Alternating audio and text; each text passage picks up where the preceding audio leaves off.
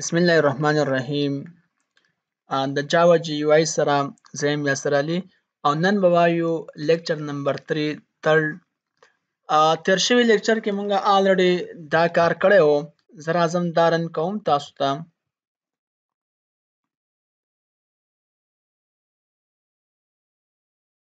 چونکې فرست چانس مې لږ ټایم اخلي دا رن کولو کې. تاسو ته به دا ښکاري دا مونږ په تیر شوی کلاس کې آلریډي دا کار کړی وو. ټایټل هم سیټ کړی وو، دا فریم هم راغستی وو. اوس په دې فریم کې مونږ دننه نور کار کوو. چېرته په دې فریم کې. نو په دې فریم کې مونږ ډایرکټ کار نشو کولی. یعنې په دې کې دننه زه بل یو فریم اخلم او هغه فریم ته ویلی کېږي څه شي زه هغې ته وایي کنټینر. دې کې دننه زه بل کنټینر اخلم، په هغې کې مونږ بیا څه اخلو، بټن یې اخلو، ټکسټ فیلډ اخلو، چیک باکس اخلو، مختلف څیزونه په دې کې هغه مونږ اخلو. ټیک شو. زه به راشم تاسو وګورئ په دې سیکنډ کې چونکې نن به مونږ وایو څه شي زه جی فریم مونږ ویلی و که نه، نن به جی پینل وایو. ټیک شو. جی پینل. نو جی پینل کار څه دی؟ جی پینل دلته کې به زه راشم په دې سیکنډ کې به زه د جی پینل زموږ هم یو کلاس دی که نه، په څه کې په سوینګ پیکیج کې زه به واخلم چې جی پینل پی به زه ولیکم د هغې ابجکټ ایکول ټو نیو جی پینل. ګورئ څنګه دا کلیک کم په دې سیکنډ کې به څنګه چې دلته کې راغلی که تاسو وګورئ دا دی راغی. څنګه به چې جی پینل ولیکو او ابجکټ پی مې دلته کې ورکړو اټومیټک دلته کې دا زموږ سره لایبرري څه شوه امپورټ شوه. دا به دغه شانتې امپورټ کېږي. صحیح ده. دلته ولیکم چې ایکول ټو نیو جی پینل. چونکې دلته کې موږ دا سیټ کولی شو دا به زه لرې کړم دې سیکنډ نه.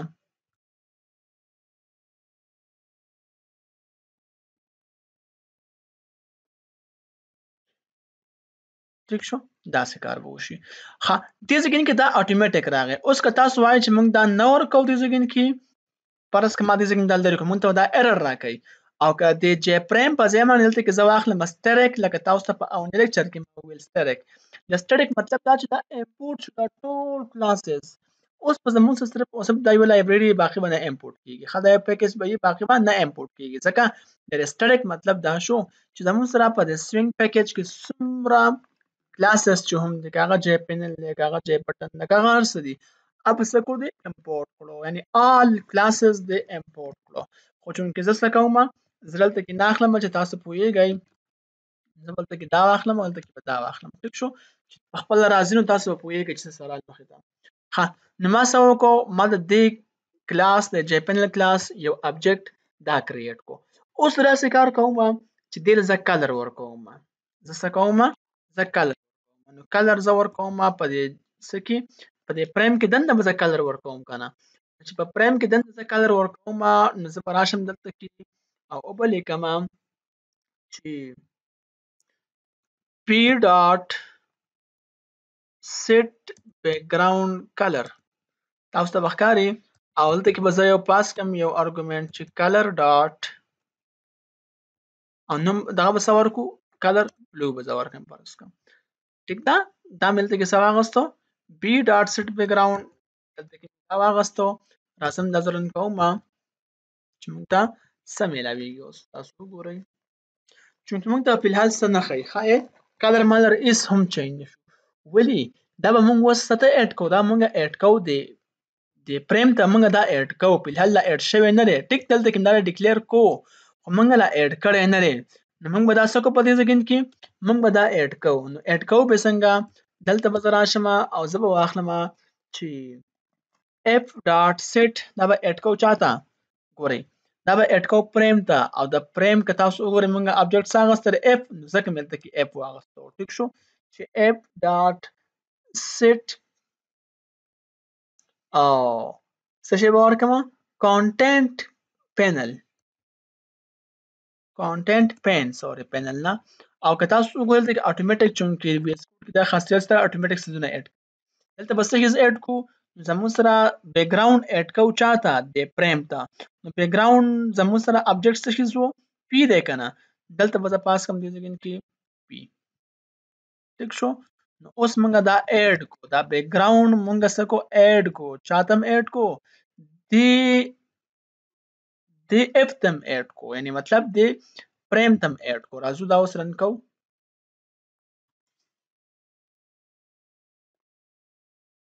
ها ون ایرر په کوم ځای کې موږ ته ایرر راکړي کنټینټ پین دلته کې ایرر دی دې ځای کې ها اپ ډاټ سیټ کنټینټ پین اپ ډاټ سیټ کنټینټ پین او پی دلته کې څه شو پاس شو ټیک راځي زه داسې کار کوم چې دا دې ځای کې نه داسې ایکس کوم راځم دې په اند کې دلته کې څه کوم دا پیسټ کوم اوس ګورو چې موږ ته څه راکړي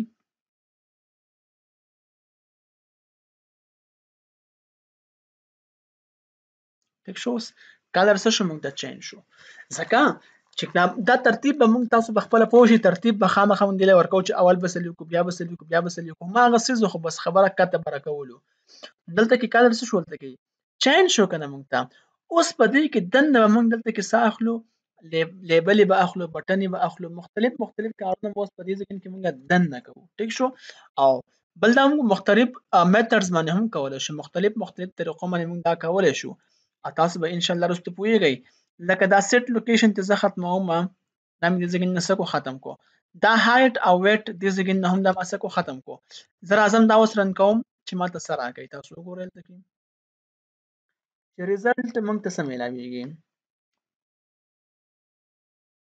وګورئ ریزلټ موږ ته دا ملاو شو مطلب هیڅ چیز نه دی خدا موږ په بل طریقه هم کولای شو دغه نه بغیر هم څنګه کولای شو دلته کې زرا زما په دې ځګن کې د ریوزیبل بلکې ټایټل نه لاندې با دلته زما اخلم دې ځګن کې چې اف ډاټ set bounds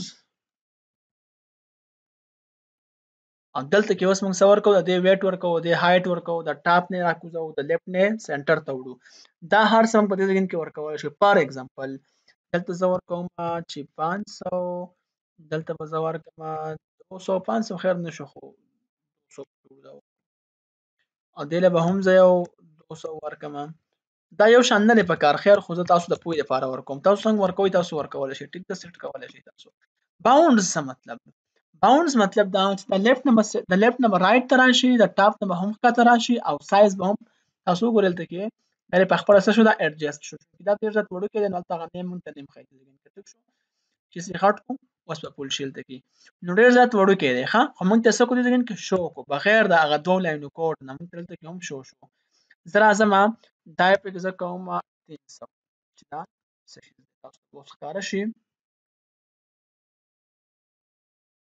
دا وخت ته راشي دا ټیک دا اوس نورم وګورئ دا څه شو کنه خو زه دا څه کار کوم چې زرا اعظم او د دې ویټ دا زیاتوم دا 400 چې هغه نیم په کې سره شي پول راشي تاسو ورته وګورئ زرن کوم دا سیدم